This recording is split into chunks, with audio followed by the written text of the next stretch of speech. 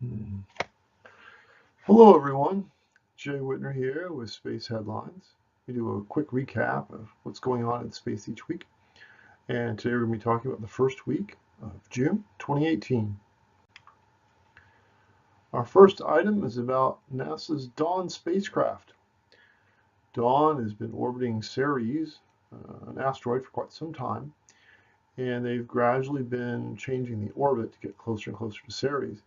This month, what's going to happen is they're going to get dramatically closer to the asteroid. The close passes will now be happening at a distance of only 22 miles. This means higher resolution images, more data about the asteroid. 10 times closer than we've ever seen data before. And this Dawn spacecraft had visited the asteroid Vesta previously. DARPA is in the news with what they're calling the Blackjack project. The basic idea here is continuing interest in shifting away from a very small number of very complicated, very expensive satellites to lots and lots of satellites that are smaller and cheaper. There's a lot of advantages to this from a military perspective. If some enemy would take out one or two satellites, if you have a whole bunch that are working together, there's much less damage than if you have just a couple of really complex satellites. This project is $118 million over 3 phases, and the main focus is surveillance and communications. The Department of Commerce, on direction from the White House, is creating a space division. So what it stands for is Space Policy Advancing Commercial Enterprise. So what this means is there'll really be 3 regulatory entities that space organizations generally have to deal with. There is the FCC for communications. There's the Commercial Space Transportation branch of the FAA, and this new Space Department in the Department of Commerce. So this will really simplify matters because in the past there's been quite a few different agencies with their fingers in the pie. This will generally restrict engagement with 3 agencies, which is a dramatic improvement. SpaceX had a launch, a Falcon 9, carrying a really big SES satellite up into orbit. The launch took place here at Cape Canaveral in Florida. And this was a really large satellite, the physical dimensions. It was 27 feet long, 12,000 pounds. In fact, apparently it barely fits inside the payload bay, the fairing of the Falcon 9 rocket. So this is a concern that's been voiced not only about Falcon 9, but in particular Falcon Heavy, the size of the fairings. So perhaps this will prompt SpaceX to investigate creating a larger fairing for Falcon 9 and Falcon Heavy. NASA approved a new mission. This is called IMAP, which stands for Interstellar Mapping and Acceleration Probe. So this is going to launch in 2024, and the purpose of the mission is to study the conditions in interplanetary space. In the main, astronauts have spent the vast majority of their time in low Earth orbit, where they are protected from parts of the radiation environment by the Earth's magnetic field. This probe will figure out more, that we'll have a greater understanding of what the conditions are like beyond the protective sphere around Earth, which will give better guidance on missions to Mars or long-term missions in orbit around the Moon. So this will be very important information for our midterm future in space.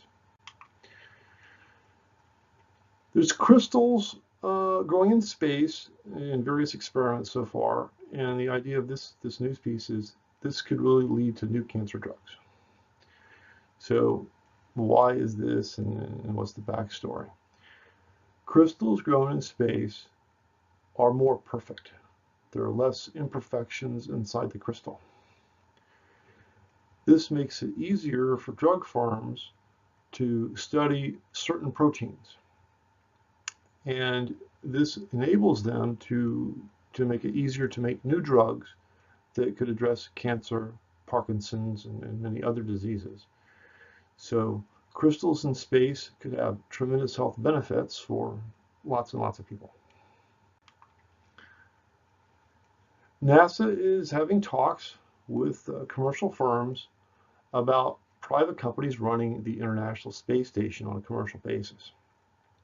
What made the news on this was the NASA administrator, Mr. Bridenstine, was talking with some firms about taking over the space station. And the White House policy at the moment is their plan is to end funding for the International Space Station by 2025. What clouds the waters a little bit here is that many members of Congress are very determined to keep the International Space Station in operation. So the news is NASA is having these conversations with private firms. We'll have to see where all that goes. In the follow-on story, which would seem to me that Administrator Bridenstine got some flack about the prior story, is he made the news promising that the space station will not be abandoned until there's an alternative in place. And he elaborated a little bit that he doesn't want to see something like the space shuttle, that the space shuttle was retired without the capability of the United States taking people up into space. So he wants to avoid the gap that we've experienced with the space shuttle. So he wants a gapless transition from the International Space Station to whatever follows. We had a new crew of 3 new people going up to the International Space Station. The launch came on a Russia Soyuz, and these 3 people included 3 different nationalities. There was a German person, a Russian person, and an American person. One interesting aspect of this is that the German crew member is going to be the 2nd European person to ever command the International Space Station. A large majority of the crew members have been American and Russian, so this is an interesting step for the Europeans that they will have this gentleman commanding the International Space Station. Then we have some news from NASA's Curiosity rover. This mission on Mars has found organic molecules and methane on Mars. Now, I want to be careful about what we're saying about this story. This determination increases the likelihood that there may be life on Mars, but it is not evidence of life. So the fact that we've detected methane and organic things ups the percentages that there may have been life on Mars, but it is not evidence that there is or used to be life on Mars. That's our coverage for the first week of June 2018. Hope you enjoyed our show. Check back with us soon, and we'll be talking about the second week of June. We'll see you then.